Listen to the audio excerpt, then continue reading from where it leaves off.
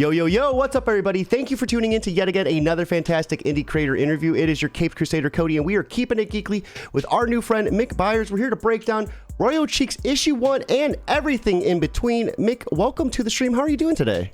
I'm doing pretty good. Thanks for inviting me.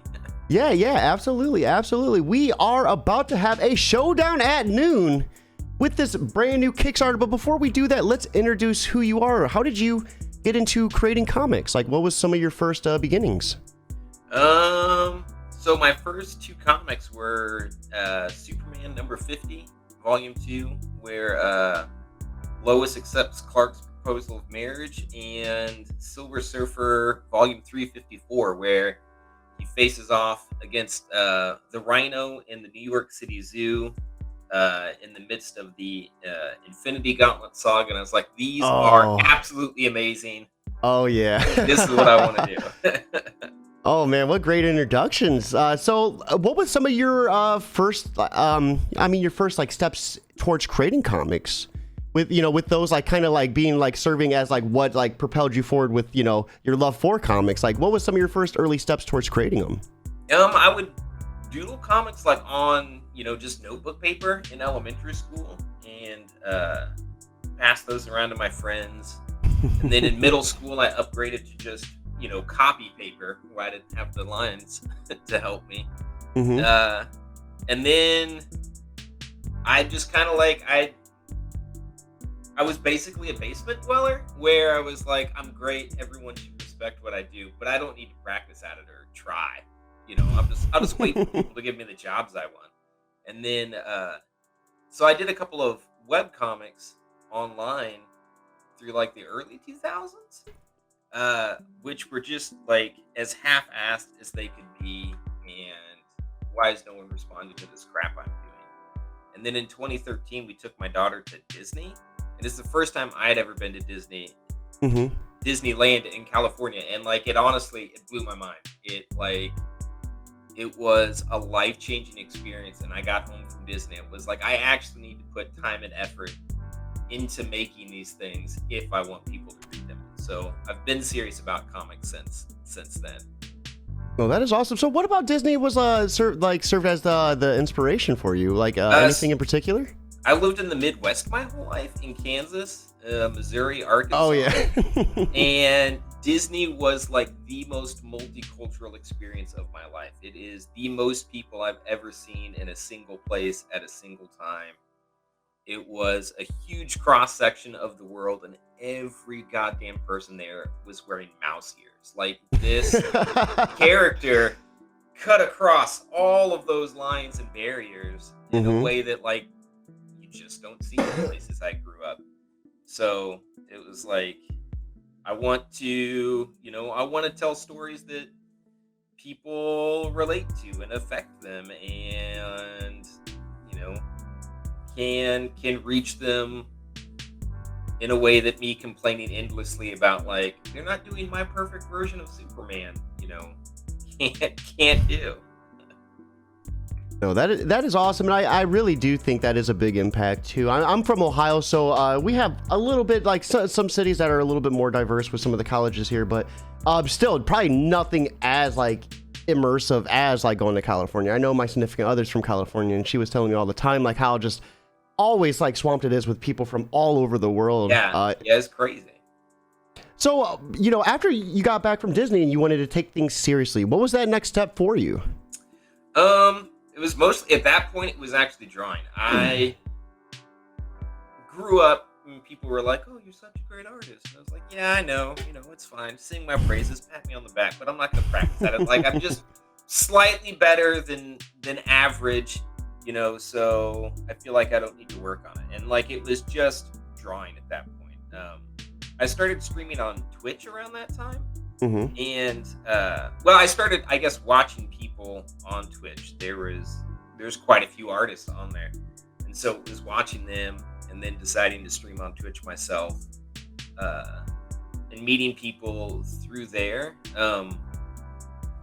Connor Hughes is the artist for White Ash. It's a pretty big Kickstarter book written by Charlie Stickney, and it, I think, has some issues through Scout too, but I found him on Twitch one day and started watching and hanging out with him. We like became friends, and Charlie and Connor convinced me to launch my first Kickstarter in 2018.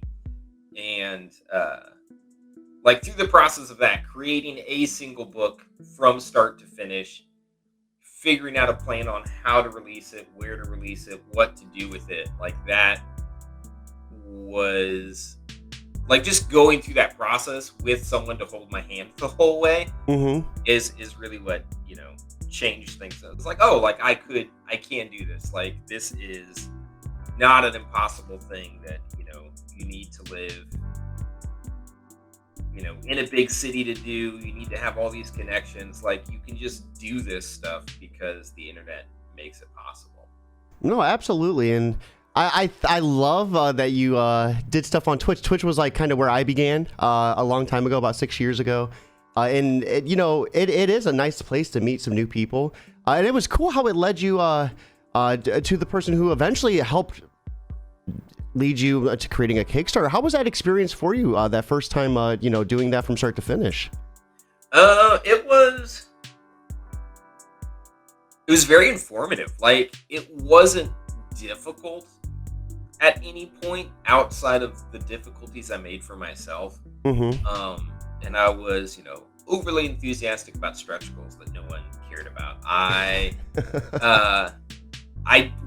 didn't have a strong theme or brand for it. So like I was trying to, you know, make a comic for everyone and market a comic to everyone instead of like, you know, this comic is going to appeal to these people. These are who I need to sell it for. And like that is definitely something I learned with my second book, was like, you know, pick an audience and go after that audience instead of, you know, just putting it out there. Relying on like family and friends, you know, for that first Kickstarter, whereas like my subsequent Kickstarters, you know, it's like I've built an audience that have shown up for a book instead of like all these guilt pledges, you know, oh, well, I know Mick, so I guess I have to support this, has been nice. Yeah, that has to be surreal to have that following begin to you know, circulate around your Kickstarters. I'm curious, what was the differences between the first Kickstarter and the second one in terms of like the story? I know you said that second one you kind of had it more directed towards the people that were going to be interested in that book, but like were there like big differences with the type of books it was? Yeah, so the first book, Rovers, I describe as Firefly in the Time of the Fellowship. It is a high fantasy adventure set in the low places. A D&D party where everyone's backstories are boring was my approach to it. And instead of doubling down on like that D&D connection and trying to use that to promote to the book the people who would be interested in it, it was just, you know, haphazard and all over the place. And it wasn't focused on, you know, D&D. It wasn't focused on any one thing. My second Kickstarter, which I didn't do for 3 years, that was 2018. Yeah. So my second one was in 2021.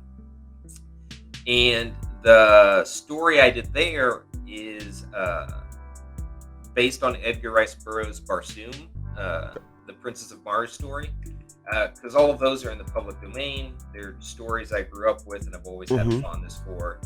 So I was like, well, I'd like to play around in that sandbox. And there's, you know, a pretty large, thriving Edgar Rice Burroughs community on Facebook. And it's like, when I first started that book, I was putting pages up on there just to share with other fans of Edgar Rice Burroughs.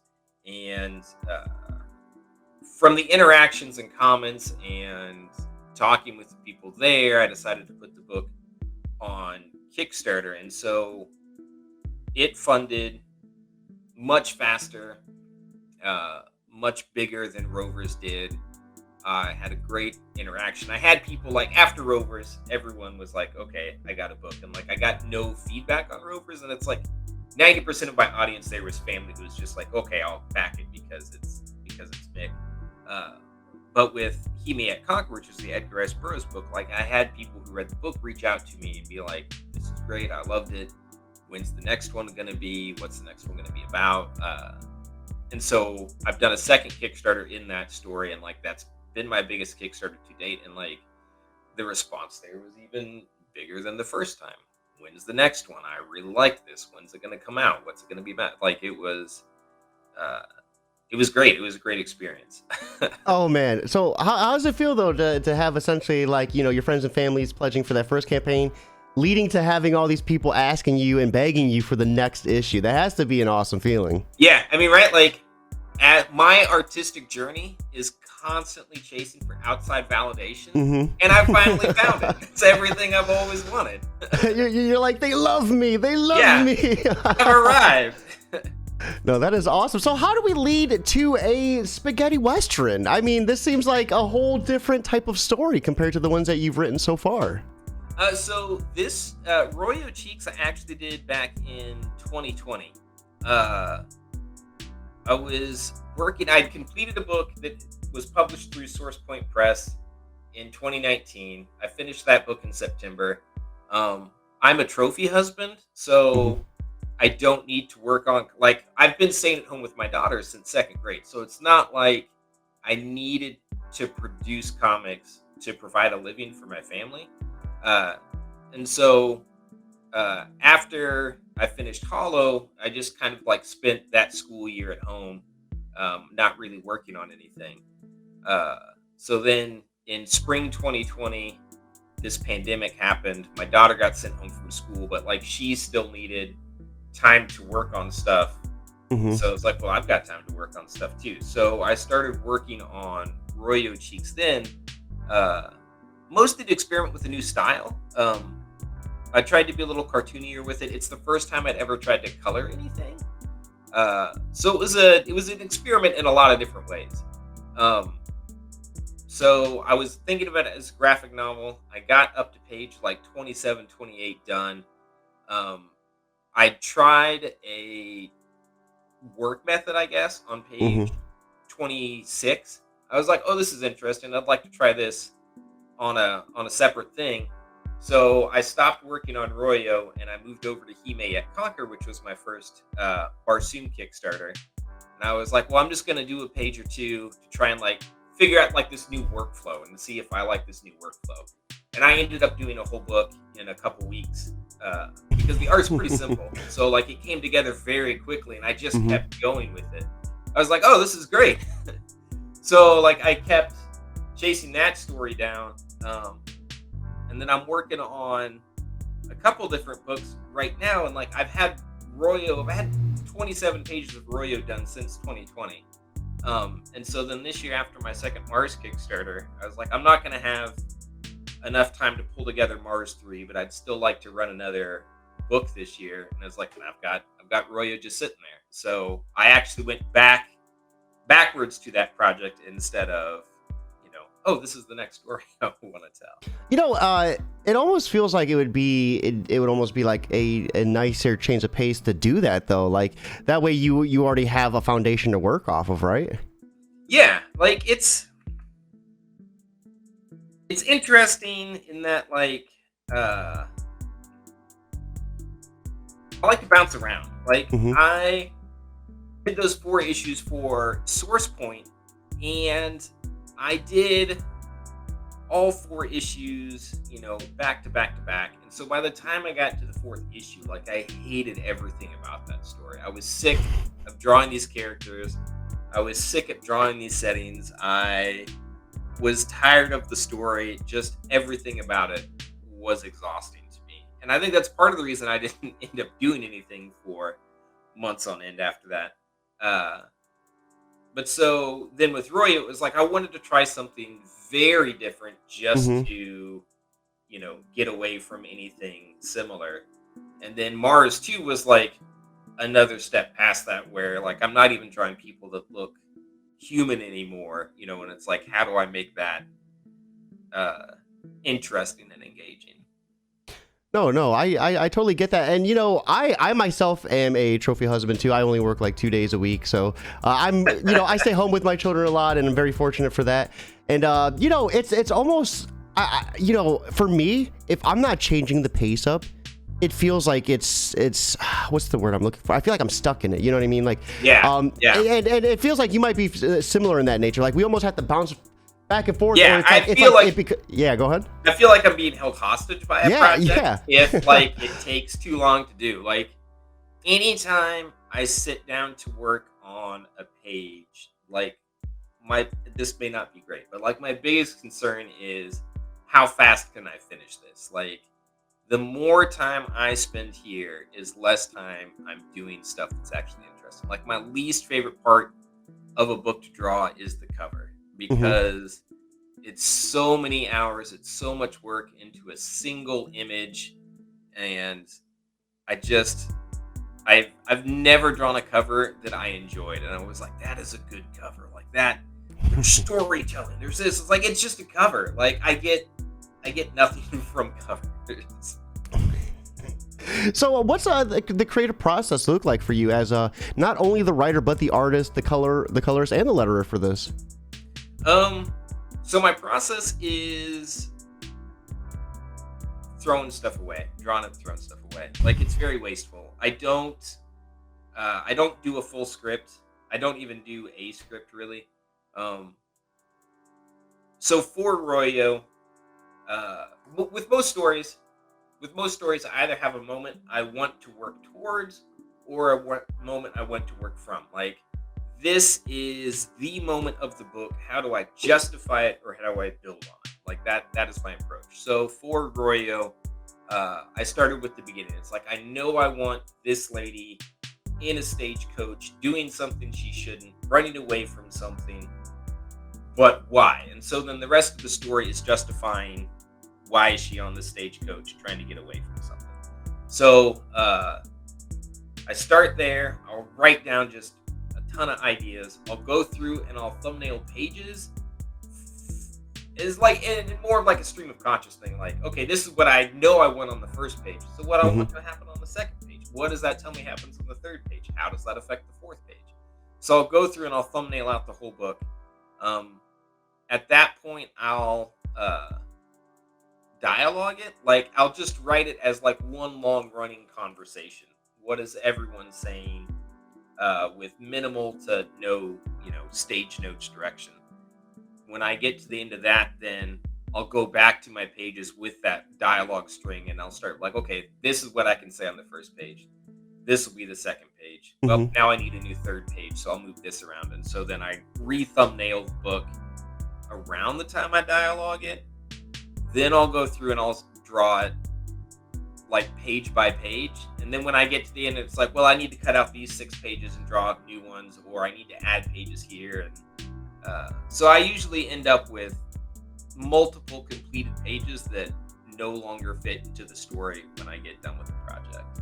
I got you. Do you have any plans to like repurpose those at any point, like in the future, or?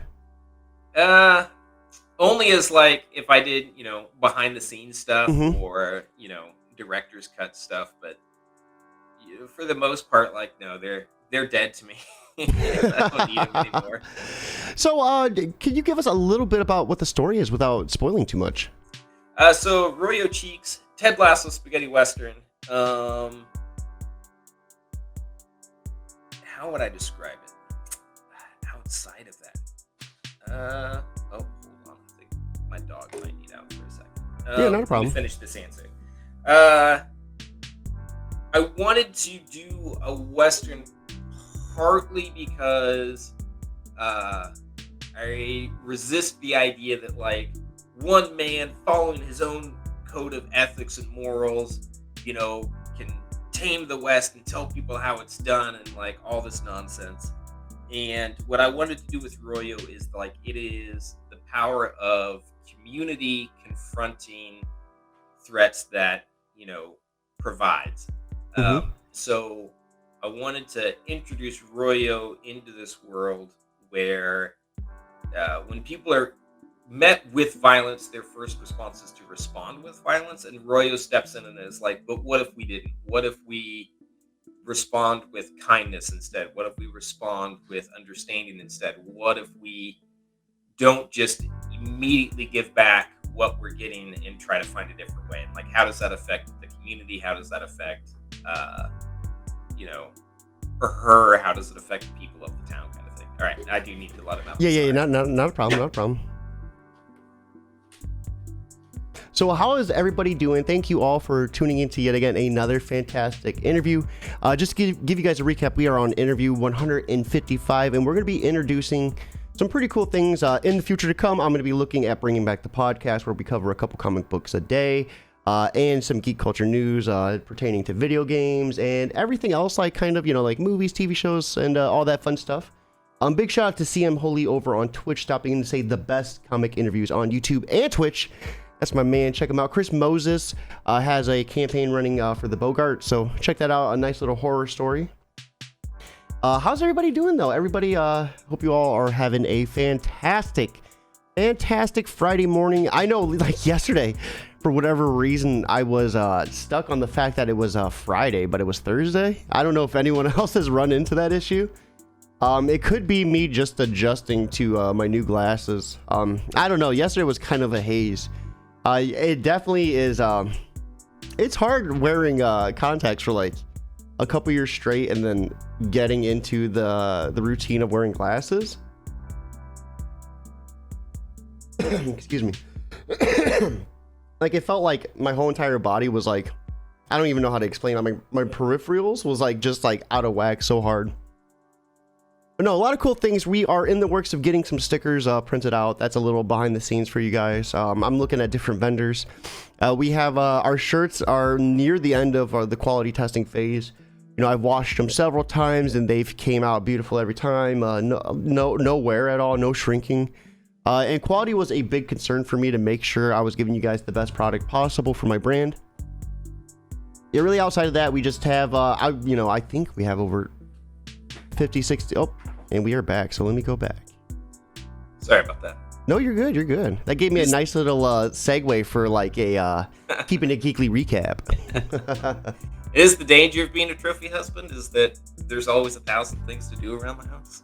Oh no, I know. And my cat's like out here bellowing, Yeah. I'm like, shh, keep it down, man. Keep it down. So what are some of the influences we can see within this? Before we dive and pull up the Kickstarter, what type of influences did you pull from when creating this? I knew I wanted it to be cartoonier than my usual work. Not that I tend towards photorealism, but my typical work is more realistic, and I wanted to keep things very loose, exaggerated more than I usually do. I've never read like a lot of Archie comics as a kid, but I've recently found that style to be very appealing, like the old Dan DeCarlo, Dan Parent, Stan Goldberg work, and this isn't remotely like that, but I found it as like a source of inspiration for it in terms of like how their features are and the kind of movement and life they get out of their characters and settings and stuff. Oh, absolutely. So I think right now, let's go ahead and pull it up and see some of those influences come to life. Let's go ahead and check out this Kickstarter. We are looking at Royo Cheeks Issue 1, a Ted Lasso Spaghetti Western. A bride heads west to her groom, but varmints waylay her coach, and so Miss Cheeks comes to Aurora. It's currently looking at $2,423 of a pledge goal of $1,000. Congratulations. We were talking about this earlier, but this is so awesome. You are almost triple your goal with 5 days to go. How are you feeling right now? I'm feeling really good about it. It's not, it'll actually end up being my smallest Kickstarter to date. But I'm really happy with it. I knew it wasn't going to do the same numbers as my Martian Kickstarters. It doesn't have the same content. Westerns are a tougher sell on Kickstarter. It is a little cartoonier. It isn't, it's like a PG-13 rating depending on, how you respond to violence, but probably PG. So like none of it is really Kickstarter's target audience, but like it's still found its audience, and there are people who are excited for it. Like that's really what I want from the books and stories I do. Like I want people to be, excited and looking forward to them, and like she has found that niche. No, absolutely. 58 backers too, with 5 days to go. So definitely have found a group of people who love this content. That is so awesome, man. I love when you could break away from a more, from a genre that you're writing and still have a good following backing you. That has to be an awesome feeling. No, yeah, So, it's great. So, Royo Cheeks is a genuine full-color, 32-page adventure, serial written, drawn, and colored by Mick Beyers, creators of Mick Comics. Do you want to give us a little breakdown of Mick Comics as well? So it's really just me. I'm Mick, so I make Mick Comics. I don't remember when I decided on that handle as like my go-to, but I did. So this is the first installment in a 4-issue series. Be sure to rustle up this Ted Lasso Spaghetti Western and see for yourself. So here are some of the interior pages stretched out a little bit larger for you guys to check out. Yeah, so that's the first 5 pages. 4 pages? I think I did 5 pages. And that is the first idea of Royo. Like, this sequence was always very clear in my mind. Mm-hmm. And everything after this is when I started writing the book. Like, the major difference between Royo as it is now and Royo as I originally drew it is that it was pornographic in nature. Like, Royo and Whipcord weren't talking in this stagecoach during this opening sequence. They were entertaining each other in other ways. But so part of the reason it is PG now is that my daughter's not interested in reading anything I do. Like, she's 17, so I feel like she could handle most of what I've done, but she's still not interested in it. Like, this, she would be interested in. And the conventions I've gone to, how many people come by the table? Like, do you have anything on here for children? And I have to say, this book, maybe if they only read the first story and squint a couple times, and being able to have something now on the table that be like, yes, this absolutely, a child could pick this up and read it. Like, that is one of the goals for Royo, and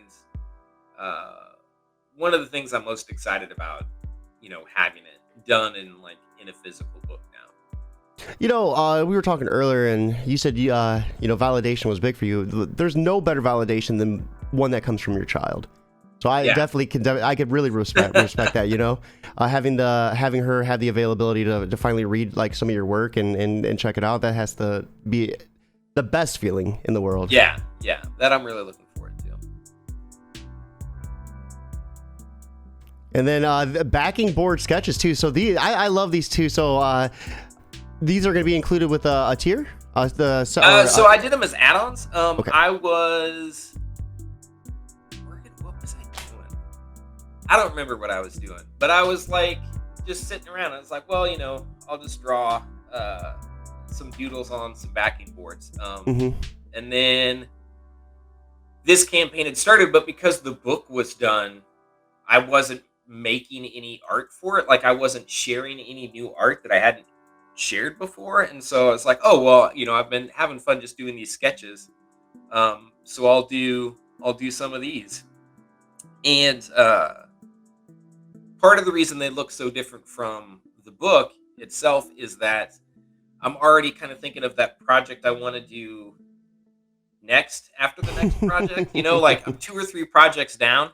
And so I've been looking at art styles for that project already. And I was like, I'll practice with that, but with this current project. No, I love how you work that into how you dabble in the different styles and get the different techniques worked out. It's kind of like what you did with Royo Cheeks, right? You knocked this out way back in the day, but then you came out with the book first and then came back to it. Yeah, and then cycled back around to it. Yeah. So I've been doing these sketches, and then I was like, I don't want them just sitting around. So I thought, oh well, I'll just put them up there as add-ons. So pretty smart that you did them on the backing boards too. You know what I mean? That was pretty genius. Yeah, right. Because it's it's already paper I'm gonna use. The times I've gone to conventions and done sketches, it's well, if I just put it on a backing board, I already have a bag of the appropriate size here. Mm-hmm. or it's a shape that like you already planned for in your storage and decorating. So I don't. It's a win. It's a win for everyone involved. So real quick, are the Kickstarter tiers on the side, are there any images or anything that correlate with them on the bottom, or are they just all on the side? There are, like, if you scroll down, yeah, like I've got little cutouts, or they're pretty far down. They're gonna be after the add-ons and everything. Oh, right here. Yes, so that's other stories I've done: Hollow, Rovers, and Queen of Mars. Here, well, real quick, let's go through these tiers, and then we'll scroll. We'll cover this too. Okay, yeah. All right. So we are looking at for the digital deluxe PDF. Pledge $8 or more, and then you're gonna get the genuine deluxe digital PDF, 32-page adventure. 15 or more, you're gonna get the physical. This is the physical copy, right? Yeah. So that's gonna be the physical copy with the cover I did, which is what we're looking at now. And then for 20, you can get either the Connor Hughes cover, which is that one, or the Emily Pearson cover, which is that one. And then for 40 or more, the Town Founder, that's the early bird all-in. Is this still available, or? It is, because I accidentally set it to limited quantity, not time. So that early bird runs the length of the campaign. Hey, let's go. And then what's that all gonna get you? So the Town Founder, you'll get one of each book, not the sketch cover. You'll get the other 3 covers. You'll get a. My plan is to do a map in the back of the book, such as is a setting I plan on returning to. So the early bird Town Founder, you'll get a street named after you. Oh, that's awesome. That is so cool. And then the residential all-in, 50 or more, one smart cookie, grabbing up all of these beautiful covers like you done. And thanks for moving into the Ario town and making it a thriving metropolis that it surely will be. So this is going to get you so on the town map, then I'll have a directory of the residents. So you'll have an address, and I'll send you out like a deed to your property. So that is so cool. Find your house on the town map. I don't think anyone has ever done anything like this, like a map. It felt pretty fun to me. It felt like a good idea. I was like, oh, I'm actually kind of excited about this one. So 65 or more, you're gonna get the Mick Comics library? Yes, so that'll be an issue of Royo, a trade paperback for Hollow, an issue of Rovers, and then one of each on my Martian book. So it's everything I've done to date. That's you'll get in that Mick Comics library. And then the 100 or more Resident of Distinction all in. Yeah, so my stretch goals is something I struggle with on Kickstarters. I never know what to do, really, and frequently I'll pick stretch goals that lose me money instead of generating excitement. So with this one, I wanted to do a paper doll because, again, kind of harking back to those Archie comics, Model Millie, My Friend Irma. It's like kids could design outfits and send them in, and that's how they would draw them in the books, and then they'd have paper doll cutout sections. So it's like, oh, I want to do something like that. So that Resident of Distinction all in, you'll get, your town address, deed and everything. But then I'll also do a custom paper doll figure. Oh, that's really cool. On a character of your design. That's really cool. And then the sketch cover. So this is a really cool one too. I like this a whole lot. So are you going to do any character from the series or any character that they want for this? Any character they want, really. I mean, the times I've done sketch covers, I've said, hey, you can, I'll draw anything. I don't, you want Superman on here, I'll draw Superman. But most of the time, the sketch covers I've gotten, they've wanted someone from the book itself, which has always been nice. Absolutely. And then pledge 200 or more, the Western Adventure. All right, so on the Western Adventure, it was something I did with the last Mars book, where I will draw, you'd come up with a 1 or 2 page story, and I'll draw that, and I'll send you an 11 by 17 print of each page of your own adventure. So I had someone take me up on the last one. I've had 2 people take me up on the Royo Cheeks one, and I've already kind of talked to one guy about it. It's I think it'll be a lot of fun. That is so cool. Yeah, that is awesome. And again, it's kind of comes from that point that like I always prefer to do sequentials over pinups and covers. So it's like Hmm. if I'm gonna produce art, I would rather it be, a page telling a story. And so I'm really excited about getting into those. I really look No, forward to those. absolutely. Absolutely. So let's go ahead and check out some of these add-ons as well. So these are some of the comics that you were talking about earlier.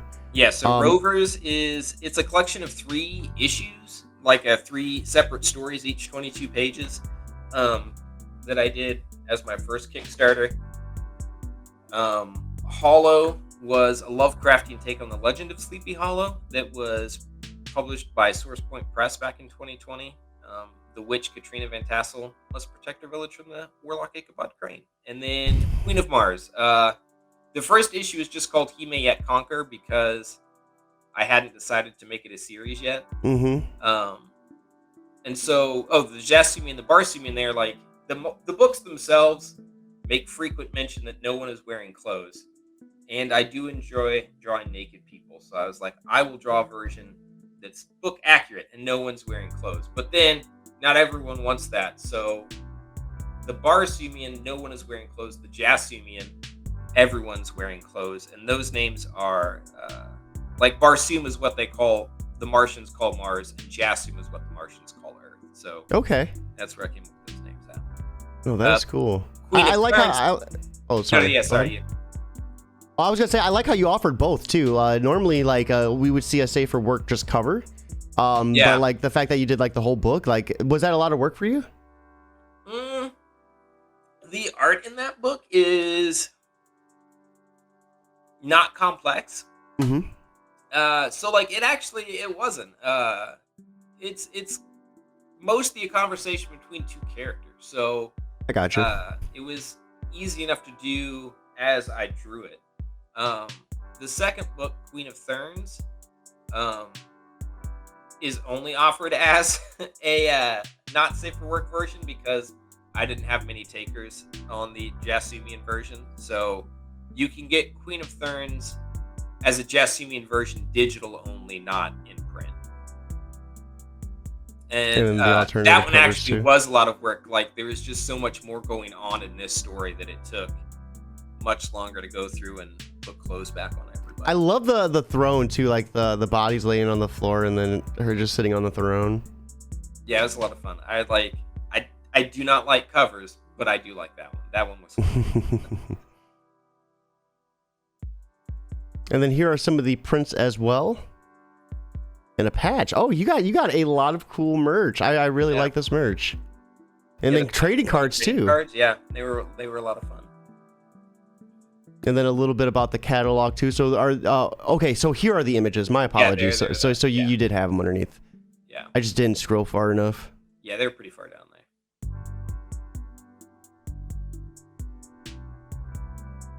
Oh man, yeah, this paper doll is gonna be really cool too. Now that I see like the visual of it. Yeah. Well, that is awesome. So is this the Kickstarter in its entirety? Mm-hmm. Cool. So let's go ahead. We'll back out and let's get ready to wrap things up. So now that we've kind of gone through the Kickstarter and broke down the tiers, what would you say to anyone who's maybe on the fence about backing to help push them over? That is a very good question that I've never actually considered before. Don't you love fun and adventure? What's your problem? Always be combative with your customers. That's the key to success. I don't actually know. I mean, like, it's a fun Western adventure where I try to invert standard Western tropes with a out of the ordinary protagonist. I guess I actually have no idea. No, it looks like a really fun read too. I think just the fact that it's a nice, fun like spaghetti western, and you're funding a person's passion. That in itself should be enough to help push you over that edge. If not that, just share it. Sharing on Twitter, Facebook, word of mouth is 100% free. And I'm sure there's going to be someone out there who loves westerns enough to back it as well. So Real quick, Mick, before we wrap things up completely, what's next for you on the horizon? I know you were talking about, some of those doodles and sketches were for a project in the works. Can you maybe tell us a little bit about that? Yeah, so I'm currently working on another Lovecraft themed book where I'm just doing the art. A friend of mine, Clay Adams, he's done PBOW, Red Xmas. They've all been on Kickstarter too. He's actually writing the story, so we're going to launch that together in September, into mid to late September, I think. For me personally, after I finish this book up, I'm going to start on Mars 3 so that I can launch that next year in February. And then after that, kind of something more in that Martian vein. I'm thinking of like a kind of like Tarzan-esque Jungle Girl Sheena adventure book that I'm looking at doing middle of next year. And then past that, it just kind of depends on what else shows up and like what takes my fancy, because again, I'm a trophy husband. I have the luxury of doing what I want to do. And so, yeah, after that, I probably will do the next Mars issue 3 will kind of wrap up the first story arc. So I'll probably do a collected edition for that in the end of the year. And that the Mars books right now are black and white, but that collected edition I'm going to do in color. So after Mars 3, I'm going to pass it off to a colorist. I'm not going to color. It's too much to color. But I'll get that trade done up.